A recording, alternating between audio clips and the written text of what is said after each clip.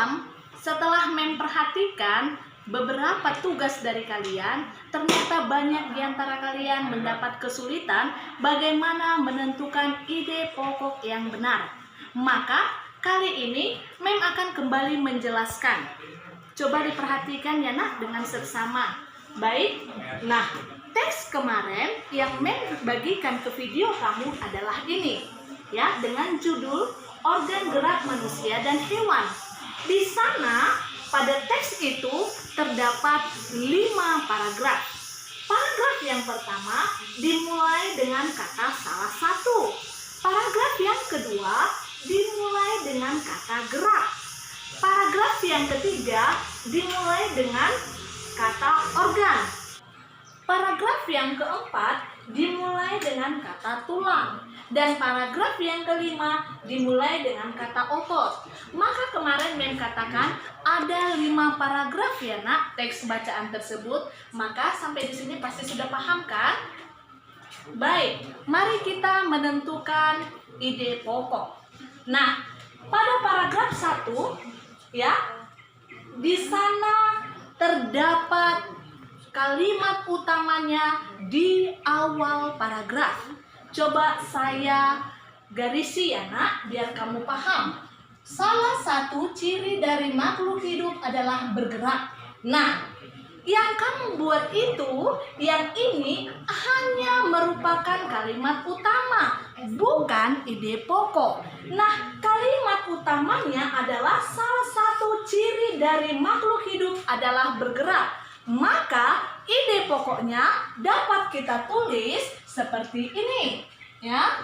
Perhatikan ya nak. Ciri makhluk hidup adalah bergerak. Nah, kita tulis di atas ide pokok. Nah, ini untuk paragraf 1. Sekali lagi, bila ini kalimat utamanya, maka ide pokoknya adalah ciri makhluk hidup adalah bergerak. Cukup itu saja. Nah, yang kedua, untuk paragraf kedua, kalimat utamanya perhatikan Mem garisi.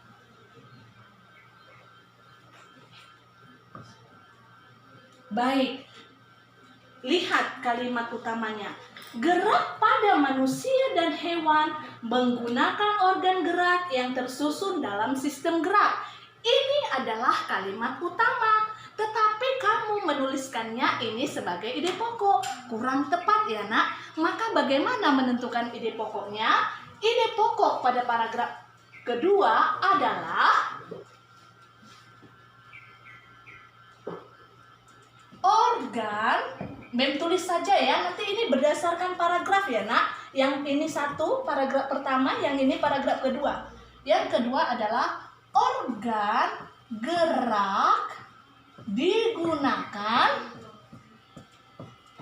manusia dan hewan untuk bergerak. Nah, sampai di sini saja, nak.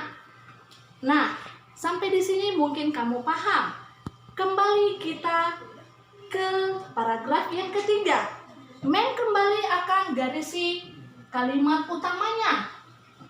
Nah, kalimat utamanya adalah ini kalimat utamanya semua masih tetap di awal paragraf ya, nak. Kalimat utamanya adalah organ gerak pada hewan dan manusia memiliki kesamaan. Bagaimana menentukan ide pokoknya? Mari kita perhatikan kembali. Nah, kita tulis untuk paragraf ketiga, ide pokoknya adalah organ gerak hewan sama dengan manusia. Nih, sampai di sini pasti paham ya nak.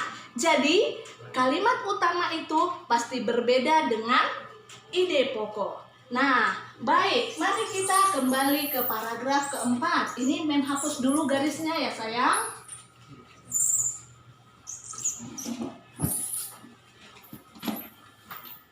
Baik, kita kembali ke paragraf keempat.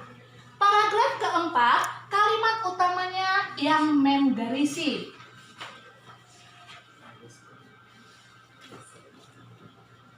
Nah, kalimat utamanya adalah tulang disebut alat gerak pasif karena tulang tidak bergerak dengan sendirinya. Ini sangat sesuai dengan video yang Mem share, bahwa tulang itu merupakan alat gerak pasif karena tulang tidak dapat bergerak tanpa gerakan oleh otot. Nah, seperti itulah ya. Nah, setelah kita lihat ini kalimat utamanya, maka dapatlah kita tentukan ide pokoknya. Untuk paragraf keempat adalah tulang merupakan alat gerak pasif. Ini saja nakku. Nah, sekali lagi, ide pokoknya tulang merupakan alat gerak pasif. Itu saja nakku. Nah, untuk paragraf yang kelima, tetap akan menggarisi kalimat utamanya. Baik, kalimat utamanya adalah otot disebut alat gerak aktif karena otot memiliki suatu senyawa kimia yang membuatnya dapat bergerak. Inilah kalimat utamanya. Nah, untuk menentukan ide pokoknya, cukup kita buat saja seperti nomor 4 pada paragraf yang keempat. Karena yang dibahas keseluruhan adalah otot, sama dengan paragraf keempat, cukup kita tentukan ide pokoknya. Otot merupakan alat gerak aktif. Nah, maka dari penjelasan Mem, kamu akan lebih paham bagaimana menentukan ide pokok. Yang jelas, kalimat utama itu di sana terkandung ide pokok, ya, yang diterangkan dalam kalimat utama.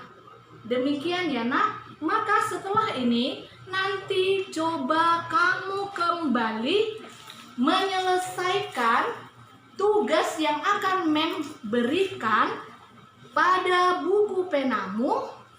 Nanti akan Mem tuliskan pada buku penamu.